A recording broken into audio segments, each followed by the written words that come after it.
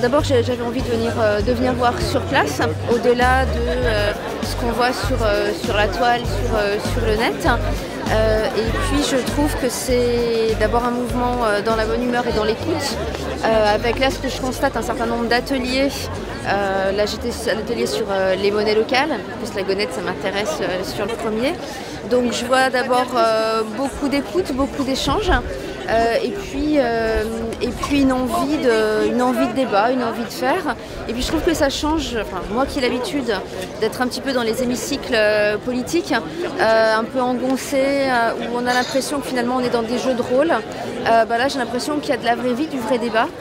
Donc c'est plutôt enthousiasmant. C'est un signe aussi que contrairement à ce qui est dit parfois, la société française et les jeunes en particulier, mais la société dans son ensemble n'est pas dépolitisée, qui a une envie de politique, mais une envie de politique qui se traduit autrement et qui n'est pas dans les schémas classiques que je décrivais tout à l'heure, dans les hémicycles que je décrivais ou avec les formes partisanes dont on a l'habitude. Et c'est ça que je trouve intéressant, enfin, en ce qui me concerne. Je réfléchis pas mal au renouvellement des formes du politique. Et ben voilà, c'est ici. Donc je trouve ça assez chouette. Nuit debout a montré l'envie de faire du politique et de s'en emparer. Et de ne pas le laisser simplement à quelques-uns, à une caste. Et de dire la politique, enfin le politique je préfère, ça nous concerne tous et on doit s'en emparer. Et je crois que c'est le signal fort qui est lancé et moi c'est ce qui m'intéresse. Voilà.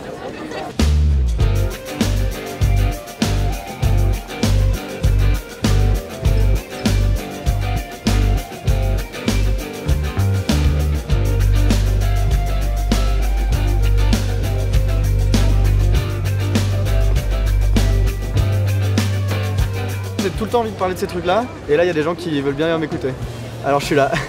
C'est vraiment et je pense que pour moi les ancrages au niveau des idées c'est un truc qui est vachement important pour moi et du coup s'il y a des gens qui peuvent aussi avoir ça. Et il y a aussi là tous les trucs que j'ai ramenés sur l'enfance et la déscolarisation, c'est parce que je pense qu'il y a des gens s'ils les voient pas ici ils les verront jamais en fait. C'est vraiment pareil, tu vois, l'insurrectionnalisme c'est des trucs que tu vas toujours en entendre parler par d'autres gens et là c'est l'occasion d'en entendre parler par des gens qui font partie de ce mouvement en fait. Et c'est aussi ça qui me plaît. Et aussi parce que tout le monde va pas sur Paris Lutte Info et tout le monde n'a pas envie de... ça permet de ramener des trucs qui moi m'ont vraiment plu quoi. Et ouais en gros voilà.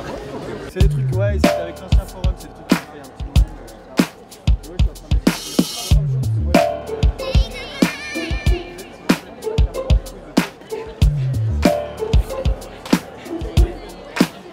Je sais pas si vous voyez, mais on teste un modèle économique alternatif qui est quand même le prix libre, donc c'est-à-dire le don sur ce que les gens veulent donner, et aussi il y a le poids de la société qui donne, les gens ont leur générosité quoi. Il y a une espèce de contrainte sociale qui fait que des fois on a des gens qui nous donnent 5 € et des fois des gens qui nous donnent 30 centimes, mais au final on s'est remarqué qu'on arrive à être rentable, et donc microéconomiquement ça marche. Après, il faut étendre ce modèle théorique à la macroéconomie, mais franchement, déjà, c'est pas mal. Ça montre bien qu'il y a d'autres moyens qui sont possibles que des mecs qui se gavent à 9 milliards d'euros comme Bernard. De temps en temps, des gens prennent la parole. Le modèle économique futur, j'étudie beaucoup Bernard Friot. Et dans un de ces modèles économiques, il parle du salaire à vie. Et avec le salaire à vie, les moyens de production qui sont copropriétaires aux entreprises. Et donc, il y a aussi certaines entreprises qui peuvent faire des prix libres parce que ça marche visiblement pour les entreprises de sur la générosité des gens. Voilà. Pour moi, les entreprises de petite taille, ça marche.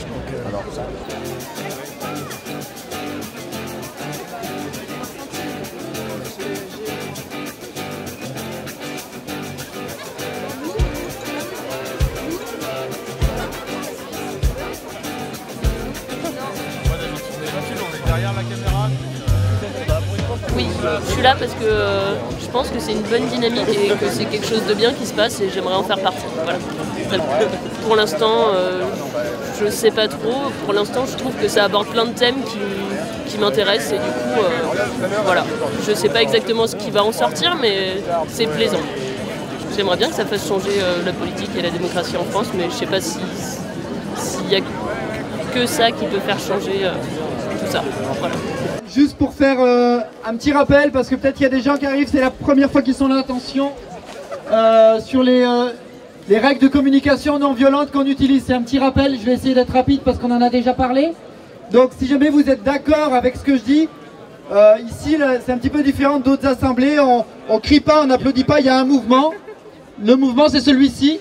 Voilà, donc c'est le bravo des sourds-muets. Si vous êtes d'accord avec ce que je dis, c'est ça.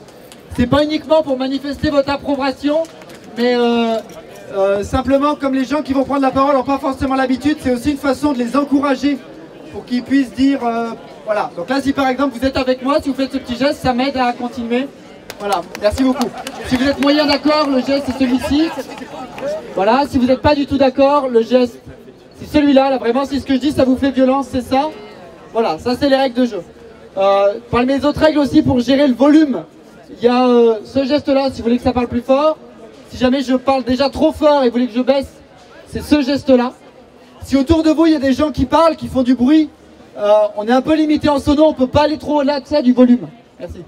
On est un petit peu limité, donc si jamais il y a des gens qui font du bruit, faites ce geste-là. Si vous voyez quelqu'un faire ce geste-là, que tous les autres fassent le même geste autour en solidarité. Et normalement, ça devrait à peu près se niveler. Les personnes qui parlent fort vont finir par se sentir visées. Voilà. Donc ça, par exemple, les ta gueule sont pas forcément trop les bienvenus dans cette assemblée. Je continue. Dans les règles de prise de parole, on essaye au maximum d'avoir une parole non genrée. Donc essayez de dire toutes et tous. Si jamais vous avez des doutes sur le genre d'une personne, dites pas que c'est un homme ou une femme. Voilà, c'est une règle qu'on essaye de s'imposer. J'y arrive pas à tous les coups. Je fais mon possible, mais voilà, on essaye d'être vigilant sur ce truc-là. Une dernière règle de jeu qu'on a proposée, c'est que on invite les gens qui ont un peu trop bu à ne pas prendre le micro dans la suite de la soirée, afin que ça se passe au mieux.